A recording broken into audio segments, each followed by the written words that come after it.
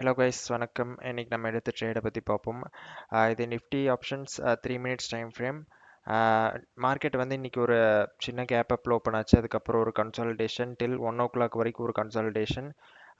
ஒரு நல்ல resistance 1 2 and நல்ல சப்போர்ட் 1 2 3 4 5 கைண்ட் ஆஃப் சப்போர்ட். ஒரு நல்ல சப்போர்ட்டுக்கு அப்புறம் இந்த இடத்துல ஒரு நல்ல பிரேக் டவுன், அதுக்கப்புறம் ஒரு சின்ன புல் பேக், அதுக்கப்புறம் ஒரு டவுன், அதுக்கப்புறம் ஒரு கன்சல்டேஷன், அதுக்கப்புறம் ஒரு டவுன் மூவ்.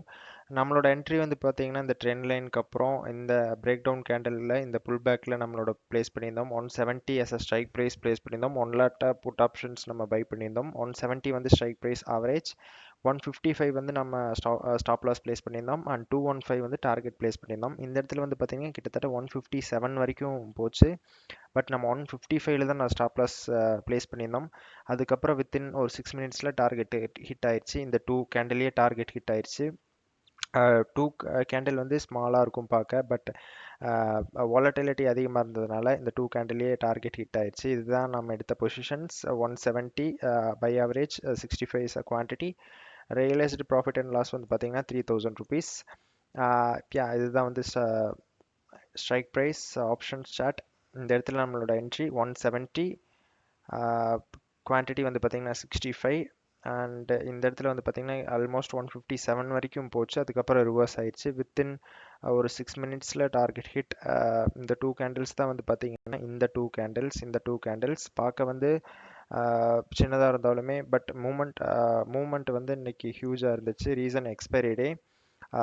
இந்த மாதிரி எக்ஸ்பைரி டேயில் வந்து இந்த மாதிரி சின்ன ஸ்டாப் லாஸ் போடுறத அவாய்ட் பண்ணிக்கலாம். நான் ஏன் இன்னைக்கு என்ட்ரி எடுத்தேன் அப்படின்னா, சப்போர்ட் வந்து ரொம்ப ஸ்ட்ராங்காக இருந்துச்சு. அதுக்கப்புறம் ஒரு பிரேக் டவுனும் ஸ்ட்ராங்காக இருந்துச்சு. அதனால் நான் என்னோட assumption, I mean I was bearish. So ஒரு கான்ஃபிடென்ட்டாக இருந்துச்சு. அண்ட் என்னோட இண்டிகேட்டரும் சப்போர்ட் பண்ணுச்சு. ஸோ அதனால் நான் என்ட்ரி இன்னைக்கு ப்ளேஸ் பண்ணியிருந்தேன் with 15 point stop loss and 45 points target. 1:3 risk reward ratio. And target hit ஆயிடுச்சு. And yeah, that's it. If you found this video useful, kindly like and subscribe this video. Mainly என்ன அப்படின்னா, single ஸ்ட்ராட்டஜியை follow பண்ணுங்கள். Strategy வந்து மாற்றிக்கிட்டே இருக்காதீங்க. Stop loss respect பண்ணுங்கள்.